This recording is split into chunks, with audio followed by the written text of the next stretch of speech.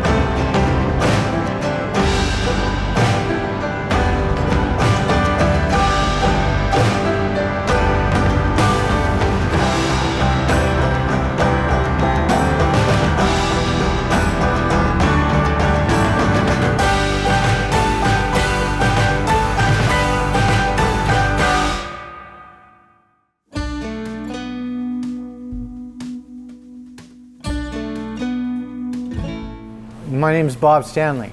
I'm the lead river ranger on the Stanislaus National Forest at the Groveland Ranger District.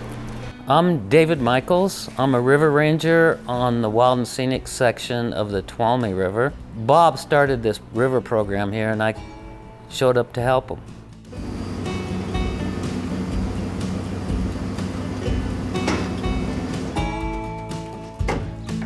I've been here for about 10 years, and before that I worked for the Forest Service on the Middle Fork of the Salmon River out of Challis, Idaho. And before that for the Park Service, and before that I was a river guide, and before that I was a wilderness ranger, working for the Forest Service mostly on the Inyo National Forest, and also as a seasonal employee I worked here on the Stanislaus. I've been a paid professional ski patrolman. I've been a river guide on this river. I've been a wilderness patrolman for this forest up in the Immigrant Basin Wilderness and the Carson Iceberg Wilderness. So I do have a background in outdoor travel and in assisting people. I was EMT at Bear Valley where I was a ski patrolman.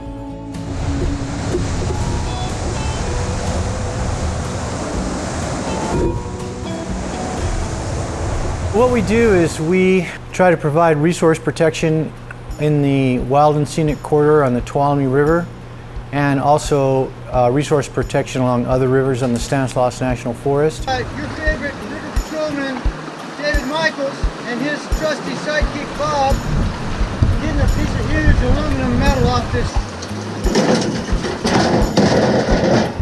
I think we're good to go right here, bro. And presto, the route's open. So this is one of the things we look out for and try to make sure that the artifacts from it don't go missing. And that's part of life on the river. So this is a temporary treadway until we can get the funding to reconstruct the Indian Creek Trail.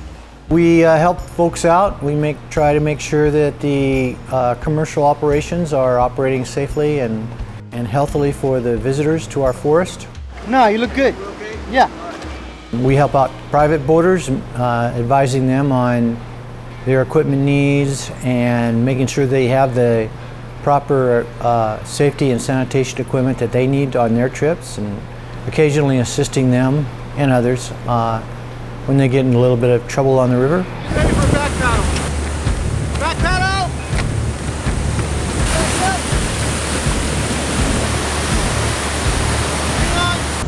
You guys all right? Okay, you got your oars? You get out here at certain water levels and it still makes you nervous.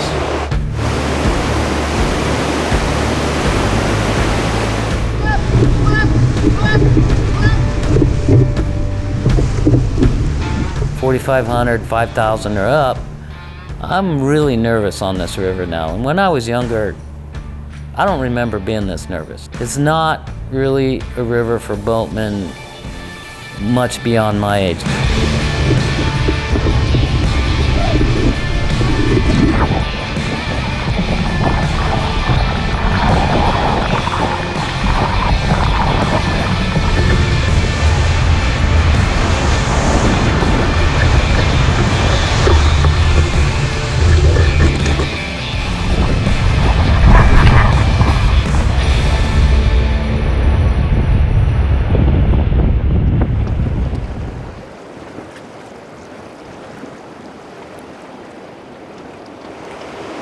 That's what we're trying to do here with that access issue.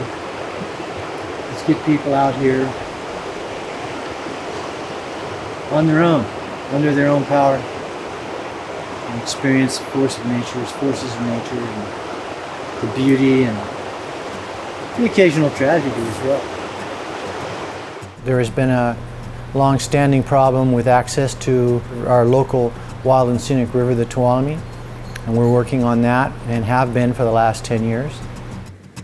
The river was designated a wild river in 1984, and at that time a lot of people had been on it, but it was new to being experienced from the river itself. Whitewater rafting and kayaking were developing techniques that allowed people to go and do more difficult rivers, of which the Tuolumne is one.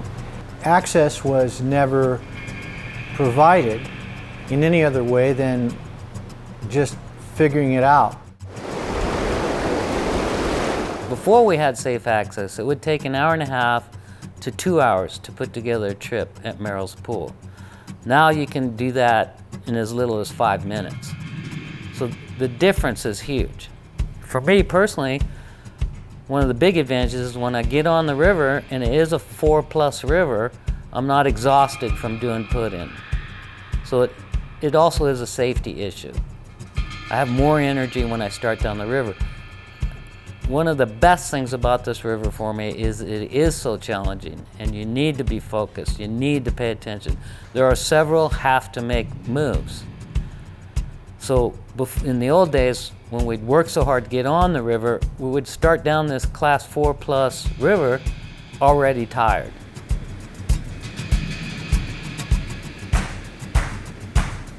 The elephant in the room is the Wards Ferry Dam takeout point, which is neither reasonable nor safe access to the river or the reservoir. The only downfall of the whole trip is the brutal takeout. You know, so you have all that day with your buddies, boating, fun. Hopefully you have a safe trip. It's the takeout deal is pretty brutal.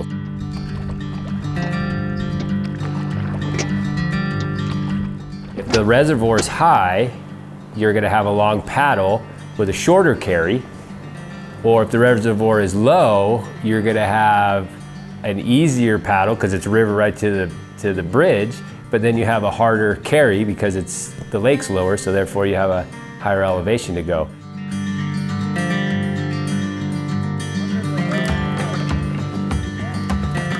In the lower half, there is really no trail, so you're going through rocks and driftwood. As the lake goes down, that debris settles there, so it's really tough to get up above those upper bridge abutments, because that's where you have somewhat of a narrow trail kind of deal, you know. And I've talked to people on trips out of state. Oh, where are you guys from? Oh, I live in Twain Harte, da da da da. And they're like, oh, I've only done the Tuolumne once because of the takeout is brutal, you know. And I feel like that is probably knocked down on the private boaters because the logistics of that is not easy to carry your gear out, let alone a day trip. Plus, if you did an overnight trip with all your coolers and your camping gear, it's pretty hard. So I couldn't imagine being twice my age, carrying all that crap out of there on a hot summer day.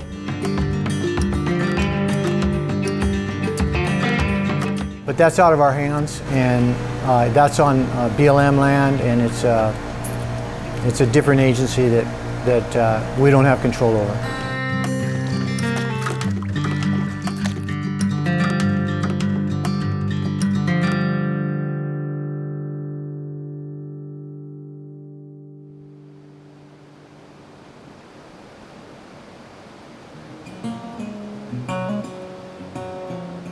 To be able to experience this level of forces of nature is a pretty special thing. The Tuolumne is kind of on the edge of what is possible to reasonably do in a Whitewater River situation. Being in nature whether it's rafting the river or skiing the mountain or backpacking trails, is my therapy. It's my pressure relief. It's where I feel the best. It's what I want to do, and what I've been doing virtually all my adult life. And I plan on doing right up to my very last day.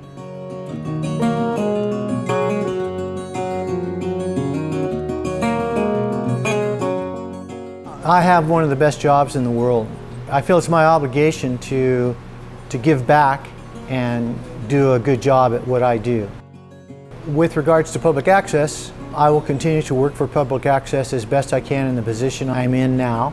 And I will keep working towards helping make the Tuolumne River ecosystem a more productive and functional biological system than it currently is. To do that, it helps to have a constituency in the public who understands what's going on with the aquatic biology, the riparian biology, and how that interacts with the human effects of the diversions and dams that the Tuolumne has that are there to give the public more water and power.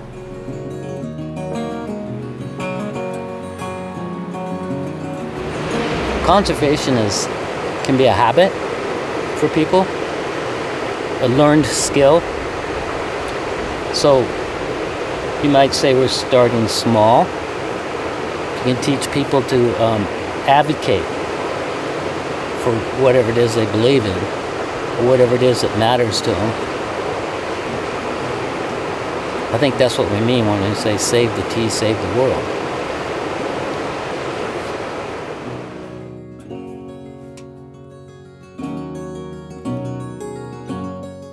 The Tuolumne River is one of the most famous whitewater rivers in the United States and in fact the world. To be able to be a part of that and to work with others towards enhancing the biological aspects of that is an honor, and I hope to be able to do it as long as I can. I'm getting a little old, but we'll still work on it.